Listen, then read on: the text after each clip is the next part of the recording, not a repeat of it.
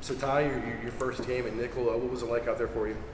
I mean, the speed of the game is the speed of the game. I feel like after that first drive, I really got in the groove, and I feel like I played well. I mean, it was fun to be at nickel. I actually like it a lot more than field safety, so I hope they keep me down there a lot more. But it was fun. Like, I really enjoyed it. A lot of the stuff that me and Kala went over, it actually came into play, and then just instincts. Like a lot of it is instinctual as far as like making the plays that I made, and that's something that he really told me, like patience, instincts. Let yourself be a football player. Don't overthink stuff, and the game just kind of came to me. How different was it for you out there? I mean, obviously you're playing with less space, but was it very different for you perspective-wise? It actually surprisingly felt like more space. Like even though I was tighter to the ball, it felt like if routes ran by me, I wasn't able to see everything. So I kind of had to study and prep to where if I had a certain route, I was able to feel it, feel whatever routes were coming off of that. And then, just kind of pick up on tendencies and whatnot. Like I said, just being instinctual, that was the biggest thing, and then just being patient. Like I said, the game just kind of came to me after that first series, just getting the hang of it. But I mean, first series at nickel for the most part, because our first series I was at field safety still. But like I said, I had a lot of fun. So. Does it test you a little more physically playing that spot? I mean, get some one-on-one tackles, and you're up behind the line of scrimmage a little bit more. And is it a little bit more of a physical challenge at all? Not much. I would say now that I'm in the run fit more, I'm able to, I guess, show my physicality as far as setting edges and, making, TFLs and whatnot. But like I said, a lot of the plays that I make came from me being patient and just reading my keys for the most part. Whereas at field safety, I was able to just scan everything and then, just kind of fly down wherever I was needed. So it was an adjustment, but I mean, it wasn't nothing too big. But I feel like it was physically demanding for the most part, rather than at field safety. I kind of just fill holes and, just kind of come downhill for the most part. What did Oregon State do on some of those, deep passes that kind of got over the top of the defense? I mean, I feel like, their coaches did well with a game plan, and a lot of it came down to us as far as our eye control. And I mean, for the most part, I would say just being disciplined with our eyes. I mean, we went over the film and watched over the plays of, those big shot plays that they had, and a lot of it just came down to eye violations, and, guys not, doing their job for the most part. So that was the biggest thing. What is an eye violation? Can you give me a description, an example of that? I would say if, you're covering somebody man to man and, you're peeking in the backfield and he runs right by you or something, just kind of not having your eyes on your keys for the most part. To kind of give it a funny term, just ball watching for the most part. I mean, I'm pretty sure you guys have heard that before, but like I said, just not having your eyes on your keys, you just call it an eye violation. What kind of steps do you take to tune that out, to work on that in practice to where you don't take your eyes off? Just being deliberate in your reps that you get in practice, and even if you're not in, if you're off to the sideline and the backups are in, just being deliberate with your eyes, kind of going through the play like if you were on the field, and, just getting those mental reps as well as you would get those physical reps if you were on the field. So like I said, just being more deliberate, with our reps, whether if we're on or off the field. You had 3 turnovers. You had 2 more that you guys had but got taken away or whatever. I mean, how do you feel overall about how you guys were getting the ball back? Defensively, I feel like we played strong. I mean, the game kind of went how it went, and I'm proud of the guys for fighting all 4 quarters. I mean, at any point in time, the game could have just, Oregon State could have just ran away with that game. It could have been a blowout. But for the most part, I feel like our guys fought. Like you said, we got the turnovers, including the ones that we're giving back to them.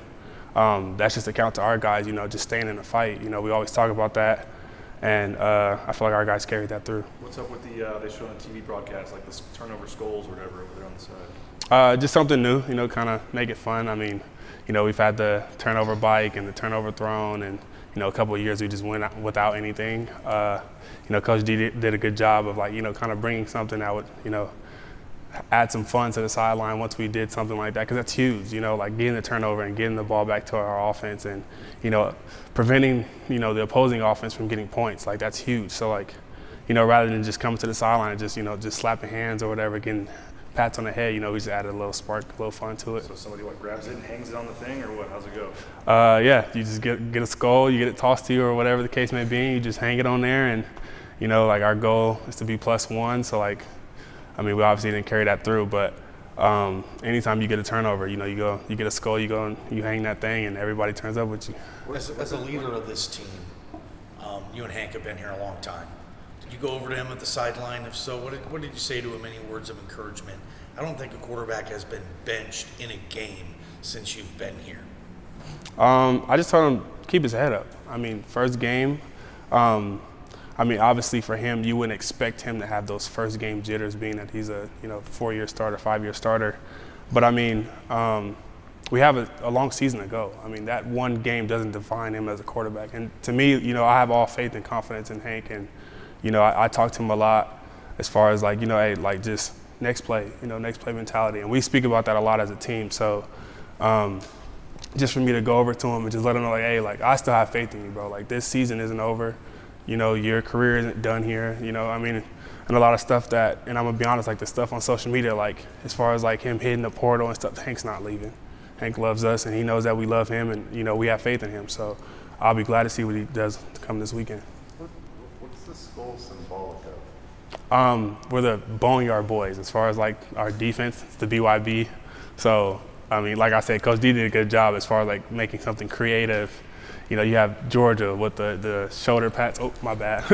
You got Georgia with the shoulder pads, and you got other schools with turnover chains and stuff like that. And like I said, we had the bike, and then we had the throne, and just kind of bringing something that's more relative to our defense. And like I said, we're the Boneyard boys, and kind of having those skulls, we call them skull hunts, and we just want to collect as many skulls as we can. Who came up with Boneyard? I have zero clue. I can't even give you an answer for that one because I didn't come up with it. But I know when I heard it, I was like, hey, let's roll with it. That's what we got. Tyreque, in the past, you kind of mentioned you're kind of a social butterfly on the team, I guess. I think I remember you saying that. Did you spend time with the offensive linemen and stuff? Is that right? Yeah, I actually live with one of them. So, okay. When you guys have a little bit of adversity here, a guy that can kind of bounce around the team and obviously connect with different guys, what's your role when adversity hits? I just make sure guys keep their heads up, stay in the fight.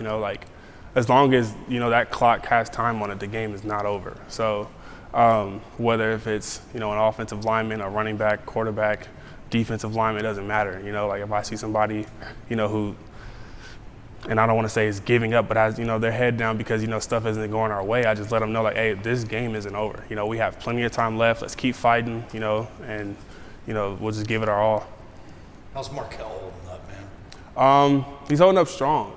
He obviously, had something critical happen to him in the game. But I immediately went and told him, bro, we need your energy. You can't be over here and being a Debbie Downer and just kind of feel sorry for yourself because, we're still playing a game. And I'm just feed us your energy as a defense. You when you're on the field and you're making plays, that energy that you have is contagious. So just keep giving that to us as if you were on the field. If we make a play, shoot, clap it up with us. And I told him, I promise you we'll feel it. And, we kind of carried that through as far as, how the game went. But I feel like he has a good head on his shoulders, and I'm happy for him. How eager are you guys as a team just to show that overall that's not the 2022 Broncos what we saw last week? If we could play right now, we could. If we could play right now, we would. For the most part, we're just hungry to get back on the field for the most part. And like I said, social media wise, I keep up with it just because I like to use it as motivation. But I feel like it's huge for us to be able to, get another opportunity and really show who we are. Miles Kendrick transferred from Kansas now to New Mexico. What sort of things are you looking at in film to try to neutralize him? We're still getting into prep, but for the most part, I feel like he's really explosive as far as carrying out their triple option game and their spread offense. Really good on his feet, really good in open field. I don't really think it's as far as us trying to contain him. It's just us trying to do our jobs for the most part. We always talk about it's about us. It's not about what the other team has and what they can show forth. If we do our jobs for the most part, we feel like we'll be in a good spot and we'll put our offense in a good spot. Coach Blau was talking about why did the offense struggle? And he was like, you know, perhaps they were too hyped up, they were too invested, and you know, just kind of went out there and were pressing a little bit. I mean, did you see that at all from the defense? I mean, I know you say you read Twitter, and I'm sure a lot of guys don't, but like, does that stuff fuel you? You like want to prove people wrong type thing? I don't want to necessarily say prove people wrong. I just use it as like I said, as motivation. Like, all right, like you guys feel this way, well, bet. Like you guys can stay feeling that way, and you know, when we show you something different, don't try to join the bandwagon now. Like if you guys feel that way right now, keep that energy, because you know, when we show ourselves, like we don't want you to just be, you know, on and off on our side. Like if you're gonna support us through the good and the bad. What's the turnaround like? Having to come back from Oregon State, short week, having to go out to New Mexico. What kind of challenges does that give you recovery-wise, but also like mindset-wise, getting ready for it?